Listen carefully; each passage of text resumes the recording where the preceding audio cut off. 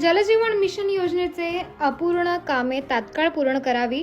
सर्व वाडी पाड्यावर नळ पाणी पुरवठा योजना सुरू करून निकृष्ट दर्जाच्या नळ पाणी पुरवठा योजनेच्या कामाची चौकशी करून दोषी ठेकेदार यांच्यावर कारवाई या मागणीसाठी जागतिक महिला दिनाच्या दिवशी हांडा मोर्चा जिल्हा परिषद नाशिक येथे काढण्यात आला होता। त्यानंतर संबंधित गटविकास अधिकारी यांना आदेशित केले होते की ज्या ठिकाणी पाणी टंचाई आहे त्या ठिकाणी पाणी पुरवठा सुरू करण्यात यावा। मात्र त्याला आज 1 महिना झाला, कुठेही पिण्याच्या पाण्याची व्यवस्था करण्यात आली नाही। एल्गार कष्टकरी संघटनेच्या वतीने पत्र निवेदन देण्यात आले आहे। यात म्हणण्यात आले आहे की केंद्र सरकारकडून राबवण्यात येत असलेली एक चांगली योजना जलजीवन योजना सध्या राज्यात सर्वच ठिकाणी या योजनेतून कामे सुरू आहेत। मात्र ते कामे कासव गतीने सुरू आहेत। जे काम शासन निर्णयानुसार ग्रामीण भागातील सर्व कुटुंबाला सन 2024 पर्यंत हर घर नल से जल प्रमाणे पाणी पुरवठा करण्यात येईल असे अपेक्षित होते। योजनेअंतर्गत ग्रामीण व्यक्तींना स्वयंपाकासाठी व घरगुती वापरासाठी शुद्ध व पुरेशा शासन पाणी पुरवठा सर्व काळ आणि सर्व प्रचलित सुविधा करून देणे हे उद्दिष्ट या योजनेचे होते। यात फक्त योजना पूर्ण करणे एवढेच उद्दिष्ट नसून कार्यक्षम पाणी पुरवण्याची एक शाश्वत सेवा उपलब्ध करणे हा त्यामध्ये प्रमुख गाभा आहे। केंद्र शासनाच्या मार्गदर्शन सूचनानुसार जलजीवन मिशनची राज्यात अंमलबजावणीसाठी आणि जलजीवन मिशन अधिकाधिक परिणाम करणे होण्याकरिता सध्या अस्तित्वातील अंमलबजावणीसाठी प्रचलित कार्यपद्धती व निकषांमध्ये सुधारणा करून राज्यातील ग्रामीण भागातील प्रत्येक कुटुंबाला सन 2024 पर्यंत वैयक्तिक नळ जोडीदार किमान 55 लिटर पाणी प्रतिदिन गुणवत्तापूर्ण पाणी पुरवठा करण्याचे लक्ष्य सदर जीवन मिशन योजनेनुसार या पद्धतीने पाणी पुरवठा करण्यात येईल। तसेच आदिवासी भागातील नळ पाणी पुरवठा सोय नसलेल्या आदिवासी गाव पाडे वाड्या यांना कायमस्वरूपी पाणी पुरवठा करून प्रत्येक घरात नळ जोडणीद्वारे पाणी पुरवठा करणे।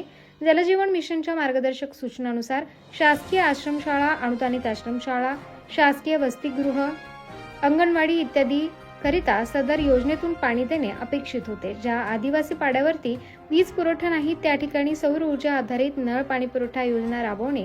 मात्र अजूनही अनेक अंगणवाडी व शाळांना जोडणीद्वारे पाणी पुरवठा करण्यात आलेला नाही।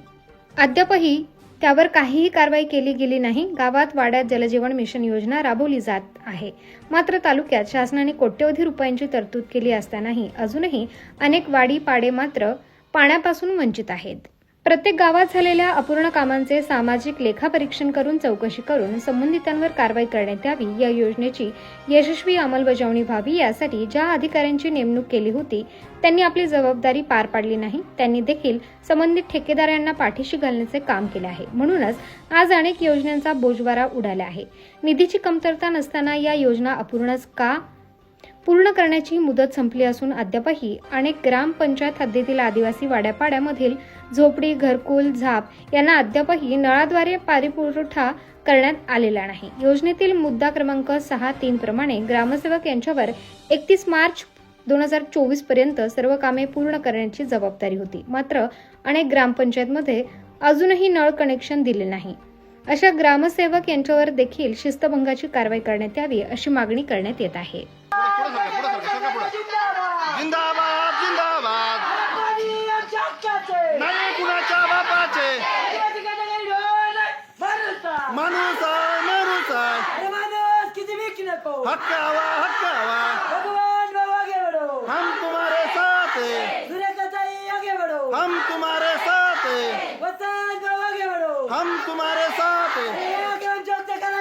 खाली डोकं वर पाय खाली डोकं वर पाय नाही कुणाच्या बापाचे। वारंवार सूचना देऊन देखील जर तुम्ही आमच्या मागण्या पूर्ण करणार नसतील तर पुढच्या वेळेस आम्ही हे गेट बंद करून तुम्हाला आतमध्येच कोणून टाकू।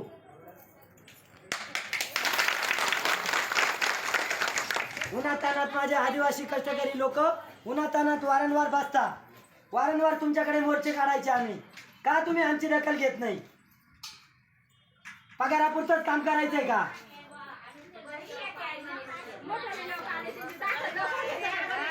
अरे सरकार हमसे डरती है, पुलिस को आगे करती है, सरकार हमसे डरती है, पुलिस को आगे करती है, सरकार हमसे डरती है, पुलिस को आगे करती है।